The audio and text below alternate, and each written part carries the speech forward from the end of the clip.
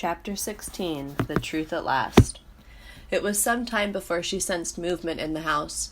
It appeared as vague forms stirring behind second-floor lace curtains, then shifted to the windows below. The front door opened. A tomcat poked his head out. He looked around, stepped outside. The door shut behind him. He was a large, bony orange cat with the pinched body of advanced age. One ear was bent. He walked slowly, limping slightly, glancing up at the sun as if to measure its warmth. But by keeping his tail high, he maintained a stately dignity. Poppy held her breath. Surely the huge owl would notice the cat and realize the old beast had little fight in him and less speed. It would be no trouble at all for the owl to snatch him up. Nonetheless, the cat continued to saunter casually toward the barn. He stopped once, then twice, to scratch himself stiffly under his chin. When he reached the barn, he sat directly below the owl. Squinting, he looked into the sun, then lay down and closed his eyes. Through all of this, the owl did nothing. It made no sense, but Poppy kept watching. The cat slept. The owl remained motionless. The field of corn rustled. Once again, the house door opened. This time a human emerged, a boy. In his hand, he held a long stick with a string and a small hook attached to it. Momentarily, he stood on the threshold of the door, apparently listening to something being said from within. He nodded and shut the door. Then he started off on the same path the cat had taken toward the barn. Poppy, who had never seen a real person, watched with fascination. Surely, she thought, the owl would fly away the instant it saw this human coming. But big as the owl was, the boy was much bigger. But though the boy drew nearer and nearer, the owl remained motionless, its open eyes fixed on something distant. The boy reached the cat, bent over and patted it. The cat flipped his tail but continued to sleep. Then the boy looked up at the owl. He showed not the slightest surprise to see it there. Instead, he put down his stick and went inside the barn. With the barn door open, a few chickens strutted out, clucking and pecking the ground. They paid no mind to the cat or the owl, nor did the owl consider them. Poppy was completely baffled. What could the owl be looking at that held his attention? The next moment, she was even more startled to see the upper barn window open, the window right next to where the owl was roosting. It was the boy who opened it. Even so, the owl did not budge. More amazing, the boy reached out, placed his hand on the owl, and turned it about so now it faced in a new direction. Poppy had never been more astonished. Could it be that this huge owl was not real? Was it only a fake? It certainly seemed so, but after all, she had made but one observation. What she needed was proof. To get it, she would have to wait at Newhouse and watch. Poppy stayed on the edge of the cornfield, but her time was not all spent waiting. She was too excited to remain in one place. Instead, she took time to explore the old barn at the other edge of the field, by the dirt road, and found it a respectable addition to Grey House. As for food, Poppy had never eaten so well. It was as she had first believed. There was enough in this cornfield to feed her family. In fact, all of them could move here. During her hours of watching, Poppy met no other small animals. At first she was perplexed. Then she decided it was because the fake owl was successful. It had frightened everybody away.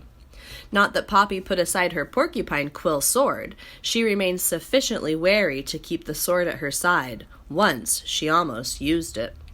At midday, she was trying to take a needed nap when she suddenly heard something coming through the corn behind her.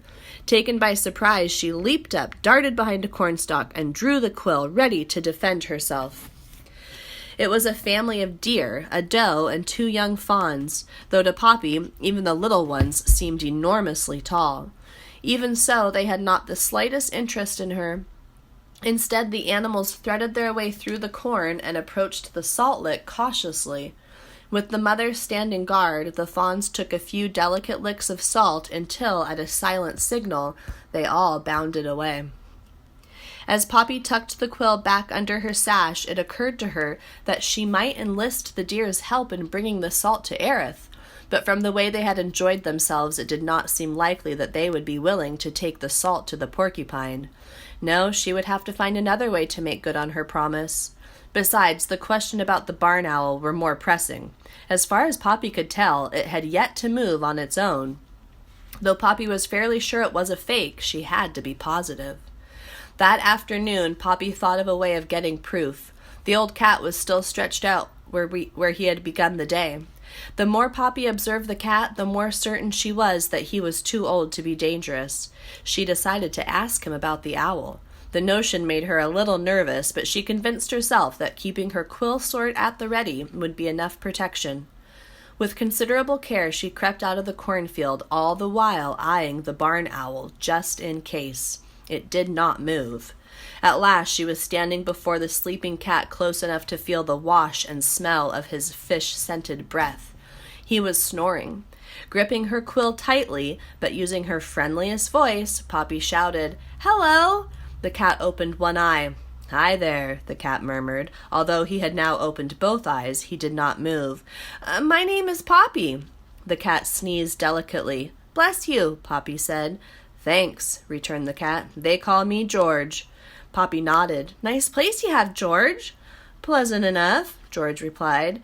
Well, that owl sure keeps things quiet around here," Poppy offered. "Owl?" The one up on the barn." "Oh, right, the fake one," said George. "Does the job," he said. "What job?" Poppy asked carefully while trying to contain her mounting excitement. "Keeps everybody away, even other owls." "How do you know?" "'Bout 2 weeks ago, the people here put in some chickens.